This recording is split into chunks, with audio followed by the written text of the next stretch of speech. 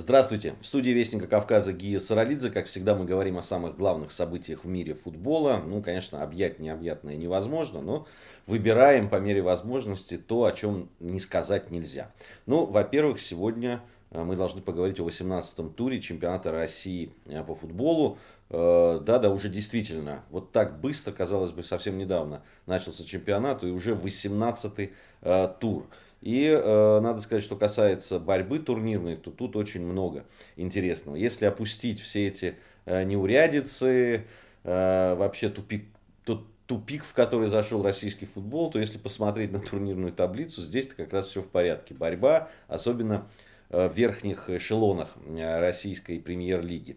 Ну да, давайте все по порядку. Центральным матчем 18-го тура, конечно же, был матч двух лидеров, ЦСКА и Анжи. Ну, если правильно говорить, Анжи и ЦСКА, потому что в Махачкале проходил этот матч. Два клуба, которые лидируют, между которыми было всего разрыв в 3 очка. И в случае успеха Анжи мог нагнать ЦСКА, что, собственно, и произошло. Со счетом 2-0 завершилась эта игра. Анжи победил и во многом победил благодаря удалению, ну, раннему, можно сказать, удалению игрока армейцев Цауне, который умудрился в первом тайме получить две желтые карточки, вторую уже компенсированное к первому тайму время. И, конечно, здесь уже опытные махачкалинцы, опытные игроки Анжи воспользовались во втором тайме предоставившейся возможностью и забили два мяча, набрали очень важные 3 очка, одержали очень важную победу. И теперь после 18 игр по 40 очков у армейцев и Анжи они лидируют в чемпионате.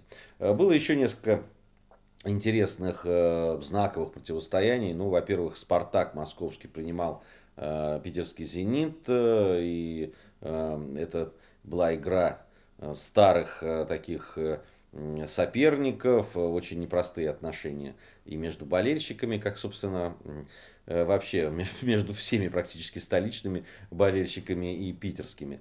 За счет также удаления, ну и во многом за счет, конечно, игры более организованной, питерский «Зенит» одержал победу со счетом 4-2, крупный счет был зафиксирован, и до последнего 4-1 вообще выигрывал питерский клуб. На последних минутах удалось уйти от крупного, от разгромного счета. В общем, пока у Валерия Карпина, и президента клуба, и человека, который сейчас исполняет обязанности главного тренера клуба после ухода испанского специалиста Эмери. В общем, пока не все получается, не успел пока Карпин что-то изменить в клубе для того, чтобы пришел результат. Надо сказать, что по игре, в общем, были моменты, когда Спартак мог сравнять счет, и не всегда Зенит владел там подавляющим преимуществом, но победа осталась за питерцами. Кстати, Халк и Вицель отличились, причем Вицель 2 раза, 3 мяча на счету. Вот футболистов, переход, который в «Зенит» вызвал столько яростных споров, всяких скандалов, в том числе и внутри питерского клуба. И, наверное, вот эти сейчас 3 мяча Вицеля и Халка, они добавят психологической уверенности самим футболистам. И в целом, наверное, все-таки ситуацию в клубе хоть сколько-то улучшат. Кстати, вот эти голы Халка и Вицеля в некоторой степени ответ Валерию Карпину, который критиковал питерский клуб за то, что были потрачены такие огромные деньги на этих футболистов. Ну вот Спалетти ответил, что Карпину надо бы смотреть, что происходит у него в клубе и какие футболисты приходят и уходят в «Спартаке». А что касается Халка и Вицеля, то они дадут ответ на футбольном поле. Вот как сказал Спалетти, так и произошло. Но еще одно очень интересный, на мой взгляд, результат. Это победа динамовцев московских динамовцев над казанским «Рубином». Уверенная победа со счетом 3-0. Вот если кому-то этот скандал вокруг матча «Динамо-Зенит» пошло на пользу, так это московскому «Динамо». Ну, мало того, что они получили 3 очка технической победы над «Зенитом», хотя следует признать, что когда матч был остановлен, Динамо выигрывал 1-0. Но в любом случае, понятно, что Зенит мог за оставшееся время, там, а времени еще оставалось много, и в первом тайме, и во втором, изменить ход встречи. Но как получилось, так получилось. Так вот, они получили победу с техническое поражение там, 3-0. Затем разгромили своих извечных соперников «Спартак». Теперь вот «Рубин», причем много забивая, там 5-1, здесь 3-0. В общем, «Динамо», вот, может быть, этого и не хватало, какого-то такого скандала, какого-то толчка для того, чтобы выйти вот из этой ситуации, из этой сложной кризисной ситуации, в которую попал клуб еще в конце прошлого сезона, прошлого чемпионата. Ну, в общем, посмотрим, насколько вот такой толчок будет действенный, насколько он придаст такой серьезной инерции в движении «Динамо» к вершинам премьер-лиги. Ну, взглянем, это, кстати, московский «Локомотив» тоже одержал победу над Аланией 1-0.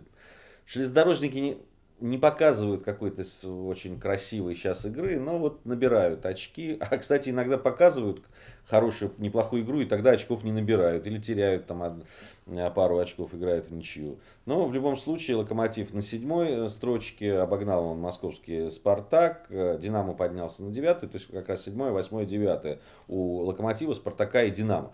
Ну, в общем, ситуация, прямо скажем, не очень обычная, согласитесь. Все-таки мы привыкли московские клубы видеть повыше. Единственный московский клуб, который сейчас занимает приличествующее ему место, это армейский клуб на первом строчке он. Но, с другой стороны, к такому, наверное, раскладу уже надо привыкать. Очень много амбициозных клубов, появились какие-то финансовые возможности. И вот, пожалуйста, махачкалинский «Анжи» вместе с ЦСКА возглавляет турнирную таблицу. «Зенит» на 3-й строчке после победы над «Спартаком». И «Терек» продолжает оставаться в группе лидеров на 4-м месте. Грозненский клуб, несмотря на то, что ни по своим финансовым возможностям, ни по какому-то подбору игроков, конечно, этот клуб нельзя отнести к таким к топовым российским клубам. Но вот за счет такой мобилизации, за счет отличной работы Черчесова, главного тренера этого клуба, вот такие результаты у Терека. Кстати, сейчас Терек в последних игре сыграл в ничью со счетом 1-1 с Волгой. И, в общем, здесь, конечно, грозненцы скорее потеряли, наверное, 2 очка. Волга на 13-м месте находится. И, в общем, по рангу, конечно, Тереку надо было бы брать очки. Но это не значит, что действительно грозненцы намного сильнее нижегородцев, только если исходить из турнирной таблицы. Вот такой расклад. Кубань довольно высоко стоит, несмотря на поражение в дерби в Краснодарском. Кубань на 5-й строчке. В общем, такой неожиданный уже к 18-му туру продолжает оставаться неожиданным состав лидирующей группы российского футбола. Но я еще раз говорю, что к этому, наверное, стоит уже и привыкать, и московским болельщикам в том числе. Просто так никто ни очков, ни мест в турнирной таблице, ни мест в кубках европейских отдавать не будет. За все надо бороться. И очень, конечно, серьезно приходится расплачиваться клубам, в том числе и питерским, и московским клубам, за те неурядицы, которые возникают в командах. Вот это непонимание игроков и игроков и тренеров, чехарда тренерская, не очень понятная иногда политика президентов клуба, владельцев клубов. В общем, за все приходится платить. Сейчас того гандикапа, того запаса прочности, который был в последнее время у столичных клубов, его не осталось. Поэтому нужно привыкать к новым реалиям. Ну, о новых реалиях в российском футболе, о новых тенденциях мы поговорим еще и в следующей части нашей программы. Немножко приоткрою занавес тайны над этим. Поговорим мы о вот этих тенденциях, о разговорах, о том, и о желании возродить в некотором смысле чемпионат СССР по футболу. Ну вот о том, что говорят специалисты и к чему это может привести, поговорим в следующей части нашей программы.